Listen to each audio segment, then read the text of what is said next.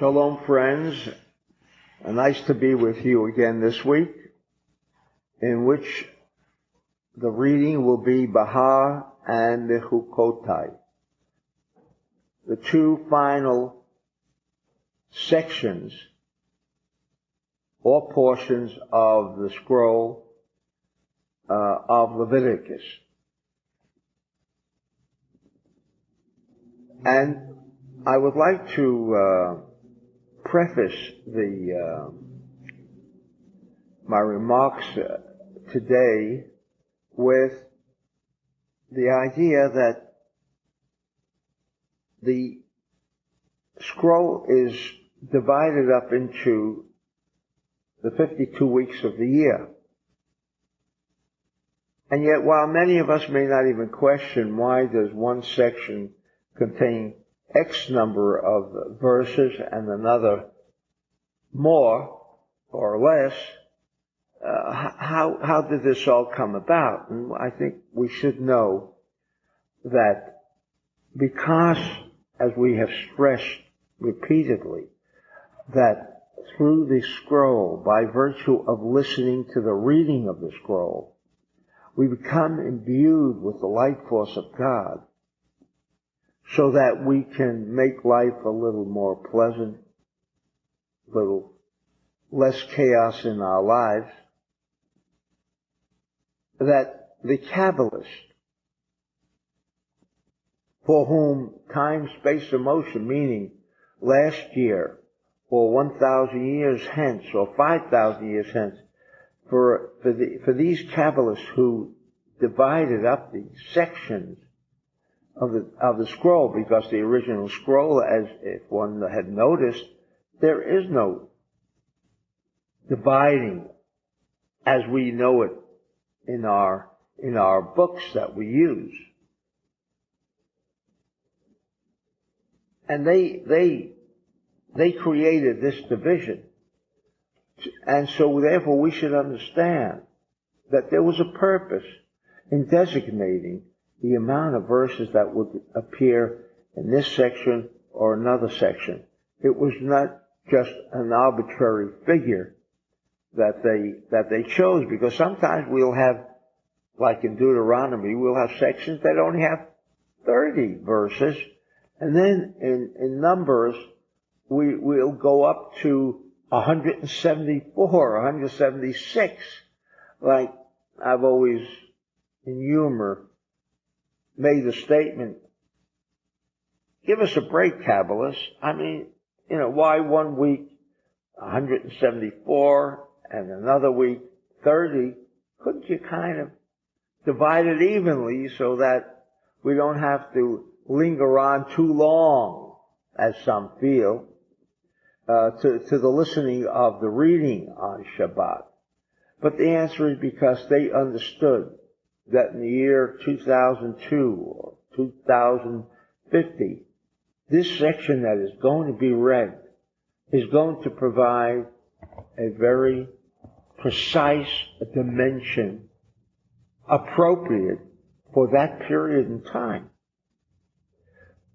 This may have gone over your heads, but this is what the Kabbalists understood when we omit the limitations of time, space, and motion.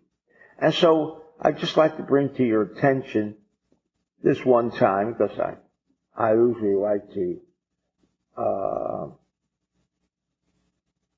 refer to the particular sections that you will find of interest and the kind of energy you're tapping into. But in the first section, known as Behar, there are 57 verses. 57. Now, for the Kabbalist, 57 immediately designates the idea of sustenance, whether it be on the physical level, parnasah, or physical remuneration of money, or sustenance for the soul, and etc. So it becomes quite obvious that immediately, as we notice the amount of verses that will be included in this particular section, it tells us this is, for whatever reason, the Kabbalists understood the purpose of which is sustenance. Sustenance. Something, unfortunately, without which can't buy a loaf of bread, and you cannot avoid depression, which again is an indication of the lack, a lack of the life force within us, and therefore we feel depressed, we feel down, like a tire, when it loses its air, it goes down, car goes down. And so, in a very general way, you come to listen to Behar for that purpose.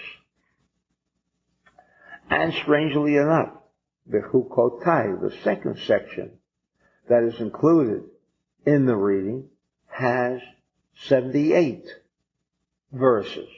Again, for the student of Kabbalah, we know that the number 78 represents 3 times the Tetragrammaton, or 3 times 26, the numerical value of that most powerful tool, the Yud-Kei Vav-Kei, the most powerful tool, the Tetragrammaton, which is that physical yet non-physical lettering of the name of God, which means it's that dimension of connection between this physical universe, physical me, and the dimension of the life force of God.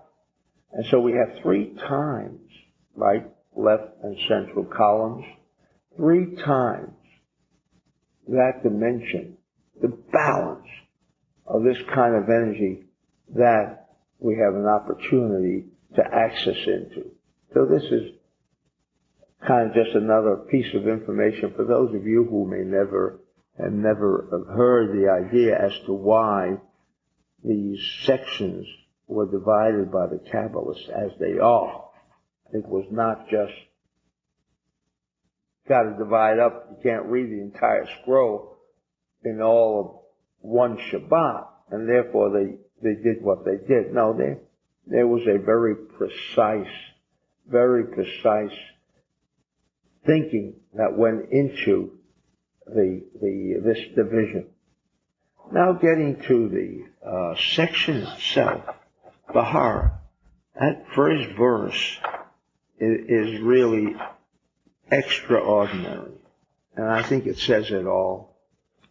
And whatever comes afterwards is there to teach us some of the other laws and principles of this universe. And it begins by saying that, and God said to Moses on the Mount Sinai, the following. And he goes on, and the section goes on to discuss the land of Israel. Well, many of us, or hopefully all of us, are perfectly aware that on Mount Sinai there were what we refer to in Kabbalah as the 10 utterances. For those who are unfamiliar with the true meaning of what happened at Revelation on Mount Sinai, you've heard it remarked as 10 commandments.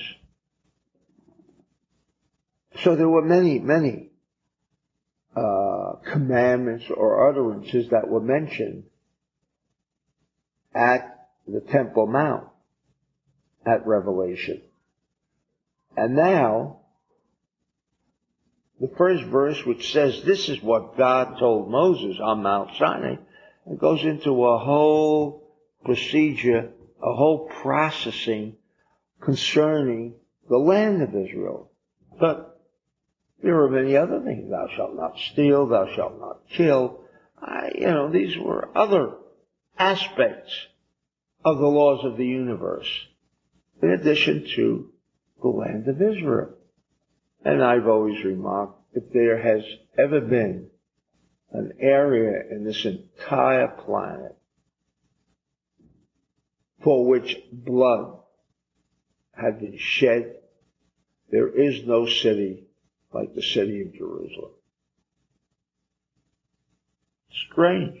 Why? Why would there be such dissension? So many wars, so much blood shed over this little city, this walled city. Why? And so here, to understand what Revelation was about, and to understand what scroll was about, is in a capsule the idea that that city of Jerusalem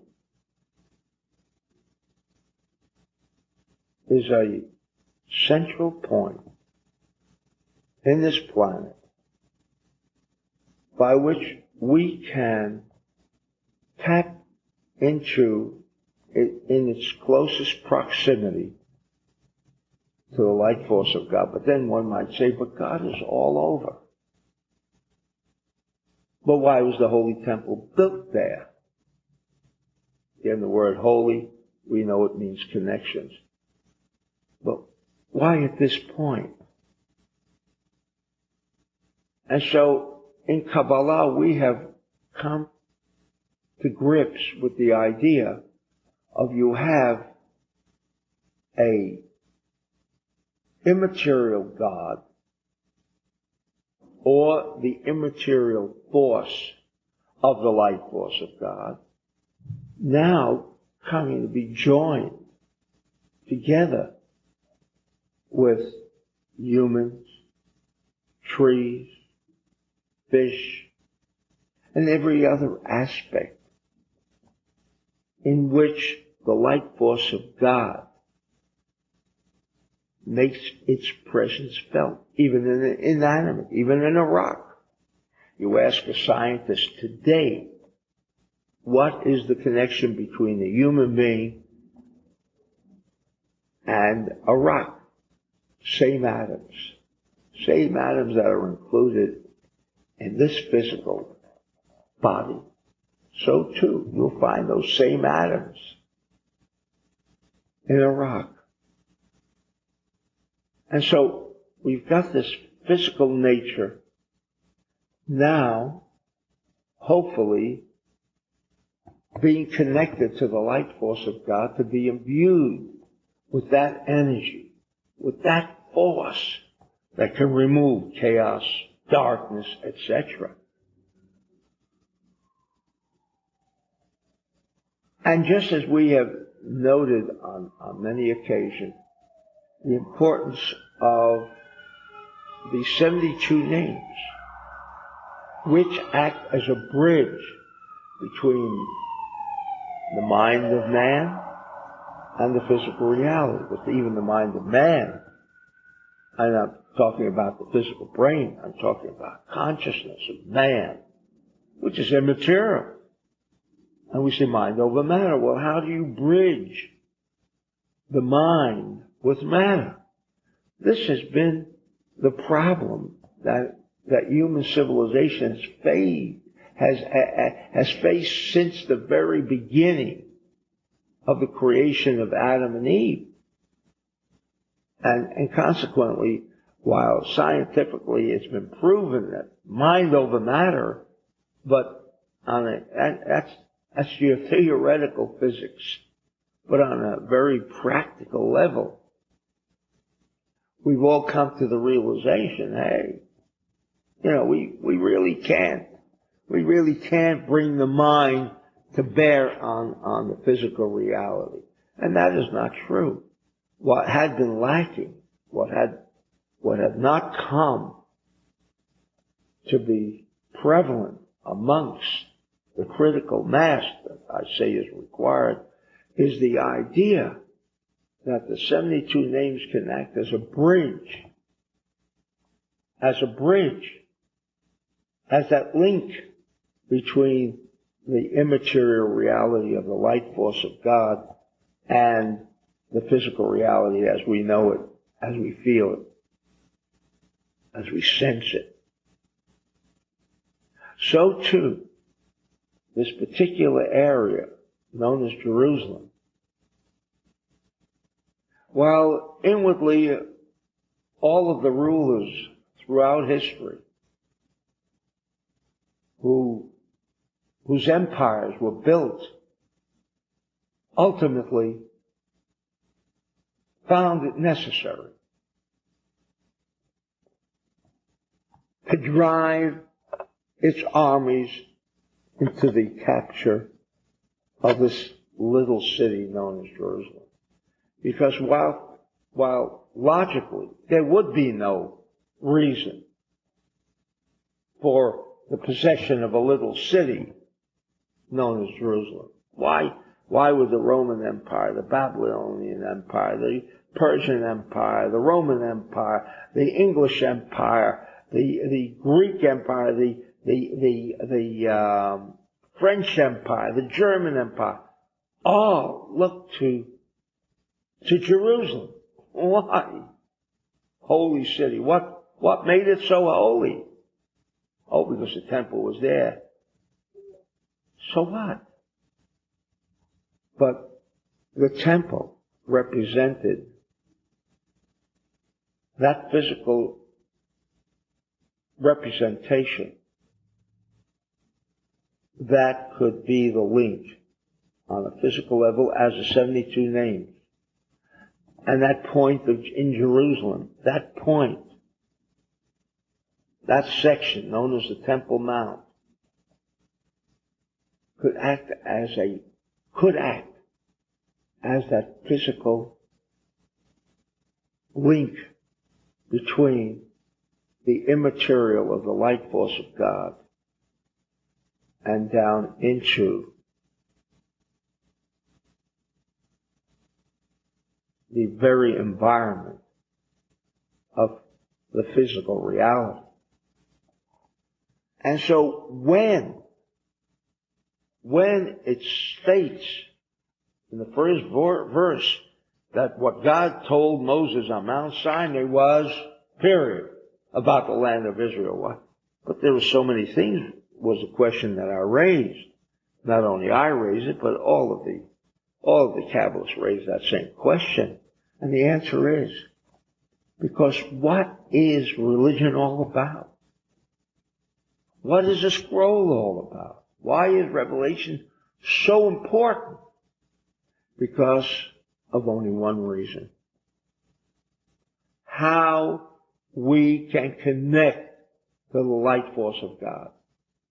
All of these instruments, whether it be religion, whether it be commandments, however you interpret the formation, the creation of a religion, the ultimate purpose, the ultimate goal is what? Ultimate goal. Even thou shalt not steal, thou shalt not kill, was not the goal. Because those things exist when there is darkness in the world. But the ultimate goal was, with these restrictions, do not steal, do not kill, was to bring the consciousness of man in an acceptable position that he could or she could tap into the light force of God. Because that's the purpose of all of this. In the dissemination, in the dispersion of the light force of God into every aspect. And that was done through this holy city. Holy meaning it was an instrument, or as I like to refer to this holy aspect as WHOLLY. It was just the creation of a wholeness. Wholeness meaning what? Combining what? Combining the light force, the immaterial, non-physical aspect of the light force of God with the physical reality as we know it, and thereby create such an infusion of light that ultimately the darkness, the chaos that as we understand it, would be ultimately and completely removed from our midst. Shabbat shalom, everybody.